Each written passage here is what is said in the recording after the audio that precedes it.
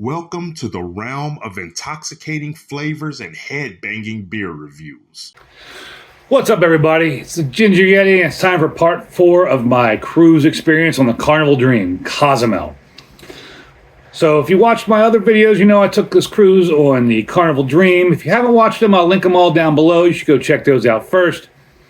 But our third port of call was Cozumel.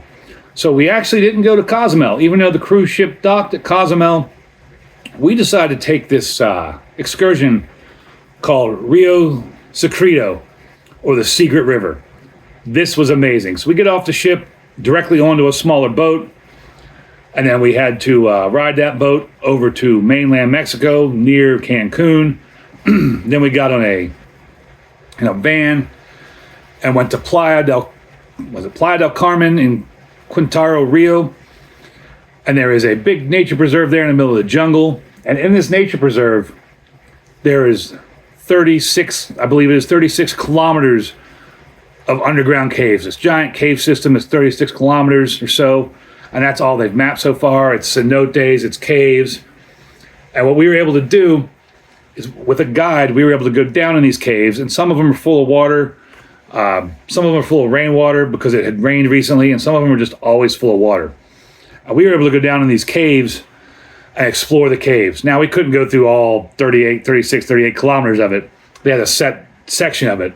But we were down there for probably an hour and a half, 2 hours, and it was amazing.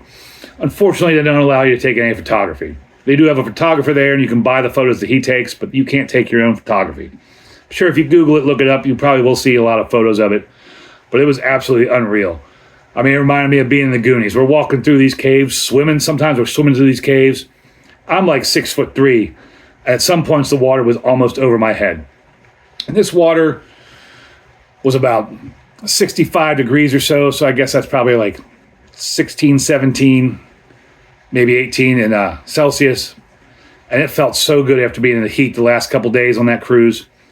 And the only lights down there are the lights on your helmets. They offer you wetsuits. I didn't take one. I didn't need it. I loved it. But a lot of people were happy they took it because they were cold, even with the wetsuit on, which blows my mind. And our guide was super knowledgeable, talking about everything in the caves, the stalactites, the stalagmites. It was really, really neat. One thing he showed us while we were in the water was you could see all this dust that's, I guess, calcite or something on the water. And he was showing us why you can't touch the stalactites because you'll ruin them. And you could see all this white dust, like almost this white powder on the water. Then he rubbed his nose and just barely touched the water. And it was almost like oil. You just see the white dust just escape in a big ring. Like when you pour soap, like Dawn dish soap or whatever, on an oily mess, and you see the oil just run away almost. That's what it looks like. And he says just from that oil there will stop like the stalactites from forming. So that's pretty cool. He said at some points we were like 50 feet below the earth, and you could still see some tree roots that had worked their way down into the cave looking for water. Got to see some bats in there. At one point, you get to turn out all your lights and experience total darkness. Total darkness is insane. If you've never experienced total, absolute darkness, it's crazy. Like, you can't comprehend it till you see it because you can't see it. It's amazing. Saw a couple fish in the water, but really, it's just this cool preserve, this nature preserve where you're allowed to go underground, go through the caverns with a guide.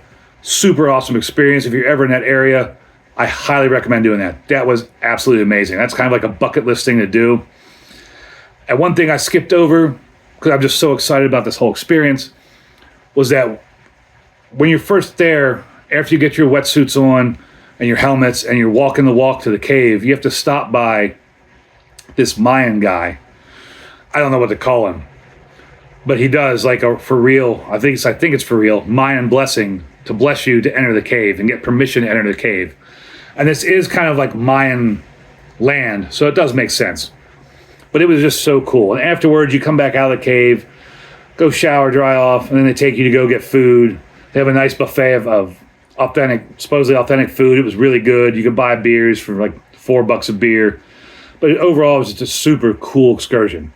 Nobody's there trying to sell you anything up until you get back off the bus at the dock where you have to catch the boat back to the cruise ship.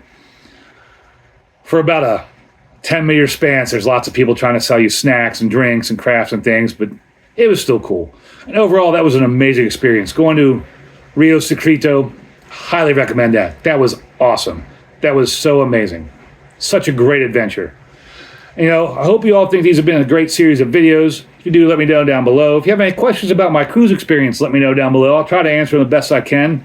Other than that, holy shit, there's a giant spider crawling around. Sorry for that interruption. I don't normally kill spiders or give a shit about spiders, but that looked like a mini Black Widow. That was weird. I don't know where that came from or why that would even be here. Lost my train of thought.